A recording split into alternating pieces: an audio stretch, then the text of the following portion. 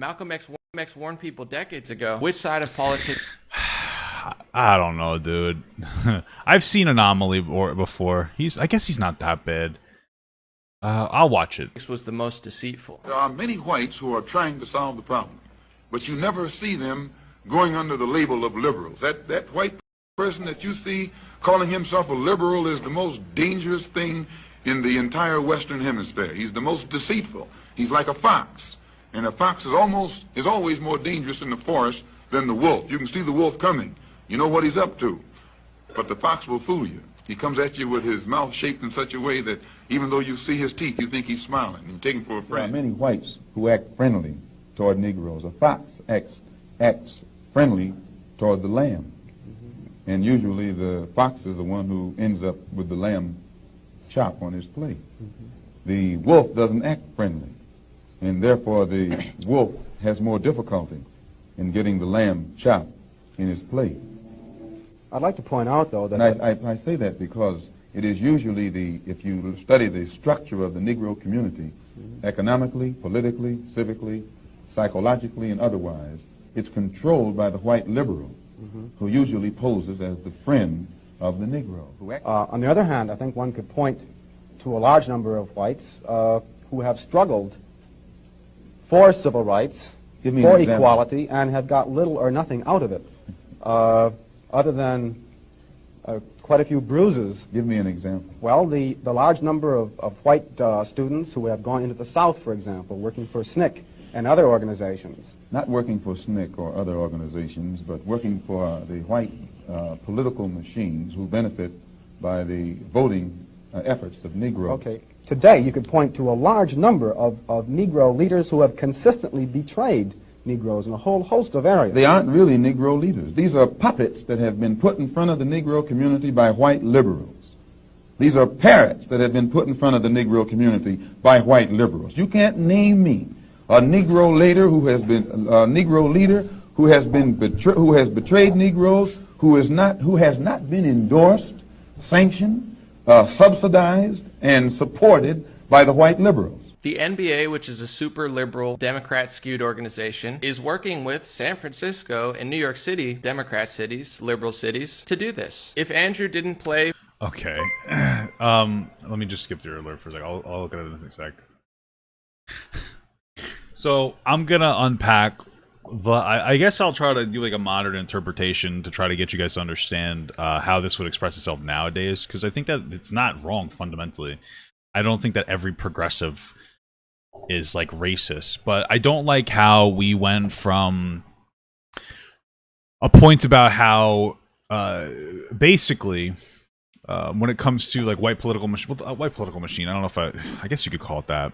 When it comes to progress for black people in America, that progress always comes at the call. Like the only reason progress will come is if it's beneficial to politicians, right? So for instance, if you look at the Civil Rights Act, the only reason that black people became equal in the United States legally in the 1960s is because we were engaged in the Vietnam War, and we looked hypocritical trying to spread democracy in Vietnam while we didn't even have full equality at home.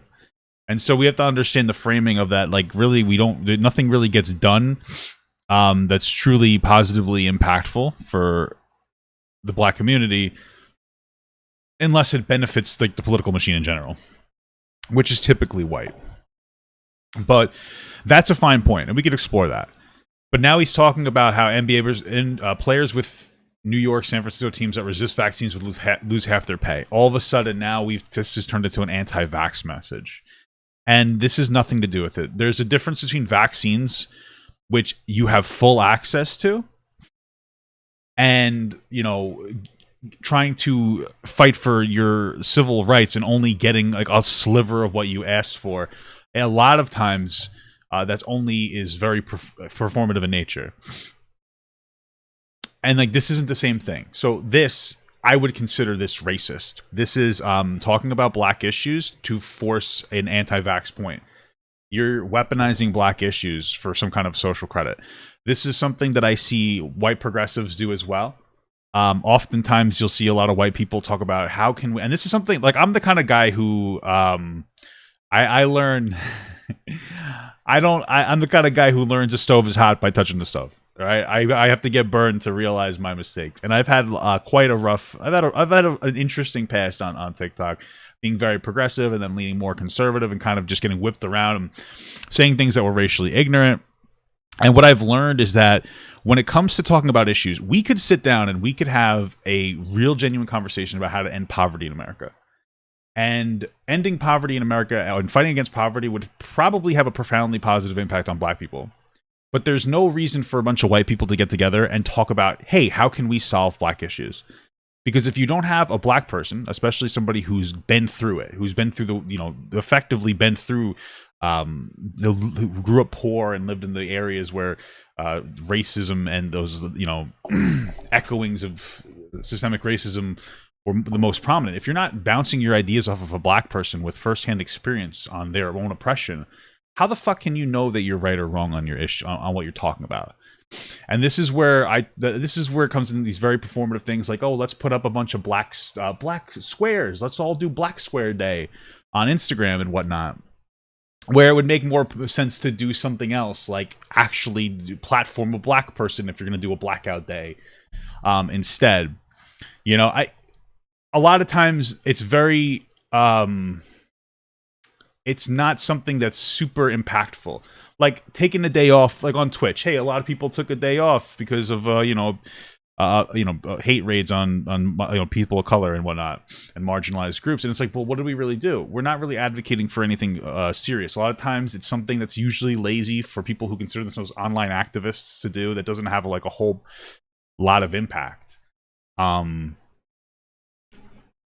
And a lot of people will weaponize those black issues for social currency, and they'll say what they feel black people want to hear, because I don't think a lot of these people don't actually give a shit whether there is progress or not, right? And so we don't have the honest conversation. We often use black issues as like social currency. I think that this is another example, though. This person managed to do exactly what Malcolm X was talking about. Now, he's not a liberal, I would imagine, or I imagine liberal to some extent is synonymous with like progressive. But he's doing that same thing. He's pushing a political ideology that has nothing to do with race. Basketball players not wanting to get the COVID vaccine it's nothing to do with race. They just don't want to get it. Now, maybe there's some kind of idea of like lack of governmental trust because of historical systemic racism. I don't know, but this isn't something that would be racism. This is an anti-vax point being pushed. At the end of the day, getting the vaccine isn't some form of government control. We're just trying to make it so less people die. It's very, very simple. And unfortunately, black communities are actually, I believe, the highest, the most at-risk communities for COVID.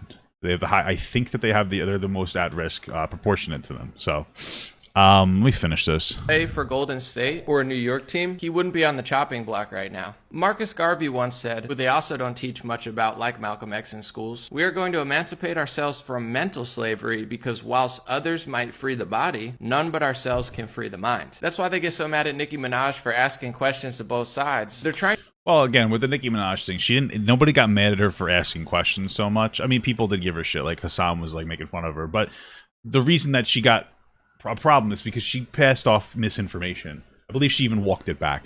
She didn't say like, hey, listen, I'm apprehensive about it because the vaccine's very new and there haven't been long-term studies. Totally fine and acceptable. I think you should still get the vaccine, but that's a reasonable point. She said that, and then she said that her brother's friend, his testicles swelled up and his wife left him because he became infertile to the COVID vaccine, which is very doubtful. I don't think that happened. So, yeah.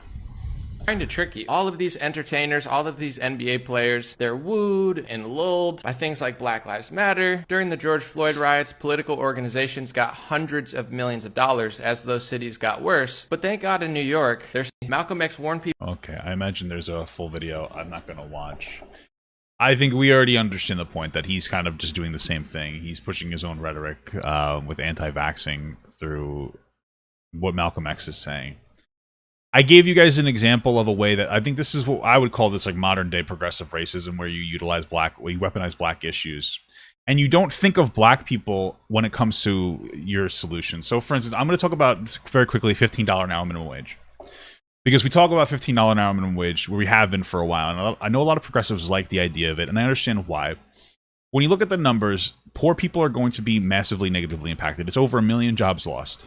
That's not a good thing. And those are going to be low-skilled labor jobs, lost either due to small businesses not being able to pay for $15 an hour, because that's a drastic increase from $7.50 to $15, even over 5 years. $1.50 is a lot, especially in poor communities with a minimum wage of like that aligns with federal.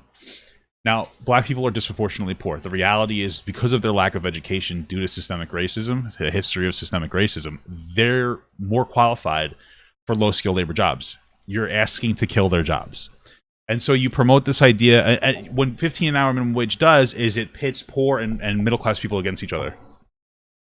This is something that people want to do. This way we don't fight, rich people. And that's the problem with it. Now, I believe in wealth redistribution, which is why I promote a universal basic income that redistributes wealth in a way that empowers lower and middle-class people, right? That's one of my biggest issues. It's like, hey, black issues, until helping black people conflicts with your particular political ideology. That's why I'm a UBI guy, right? That's a big reason that I'm for it. And there's a lot of other positive things. And oftentimes, if you've noticed, the only times we really talk about black issues are election season, right? Midterms and, I don't know, full terms. You know what I'm saying. Every 2 years, there's another boost of like, hey, black people matter, black people matter. Black people don't matter right now because there's no need for their vote. And that's the truth. I'm not saying I don't think black people matter, but black people don't matter to anybody. I know Charlie D'Amelio still has Black Lives Matter in her bio, but who's really doing anything? Who really gives a shit? Nobody really cares. Until it's something that we could feel good about. Until most of the media can weaponize it, and political parties can weaponize it, and a lot of privileged individuals, not just white people, but privileged people in general that tend to be disproportionately white, until they can feel good about themselves on social media by saying that they care about black people. And that's one of those big problems. And we're not fighting, nobody's talking about it now. We're not really actually fighting the good fight. Nobody's having reasonable conversations about how to redistribute wealth and help, poor people and black people specifically because of, the disproportionate, being in poverty. Sorry for slurring my words. And so that's what we're talking about more than anything else. We do need to know something, and I know a lot of people hate Trump, and I'm not a big Trump fan, but one thing I will say about Trump is that towards the end of his term, when they were going through the election, I remember I'm going to look it up, because I get the T in the cube. Ice Cube. Ice Cube? It's Ice Cube, thank God. People decades ago. Ice Cube was trying to push for this platinum plan. And you see, you got it wrong in my chat. You said Ice T, you fucking asshole. Ice Cube was pushing for a platinum plan where he wanted to work with, he didn't care what administration. What he said was, basically, Democrats have the black vote. Democrats have the black vote, always. And they don't have to fight for it. And he's saying, I don't care who helps us with the platinum plan. The platinum plan basically was a plan to I think it was to invest more money into small businesses and black communities. Made perfect sense, right? Because at the end of the day, whether you like it or not, giving people money usually comes with the tag of working, right? So increasing job opportunities. Increasing job opportunities. Which side of politics was the most... Hold on a second.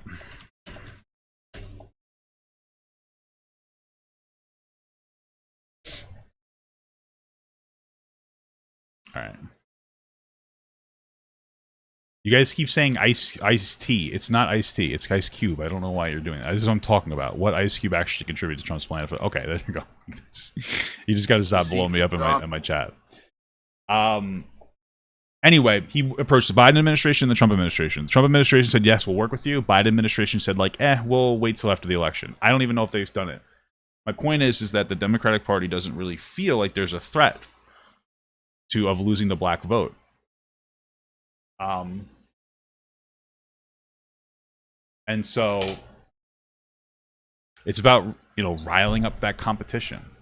And that's one of the problems when you have a black person who says like, oh, I'm a conservative, I'm more conservative. And by the way, a lot of black people are more conservative leaning. Democrats aren't these like hyper progressives. Black people tend to be more moderate to conservative, but they tend to vote Democrat. But socially, especially in the online sphere, if a black person says like, hey, yeah, I voted for Trump, all of a sudden they're considered not one of their own. I think that's a problem. I think it is a problem when you don't let people express their own ideas and perspectives. Most people that are conservative, in my experience, just believe in being more job oriented and having more control over your money through less taxes. Now, I don't think we can just cut taxes, which is why I believe in promoting financial autonomy through UBI.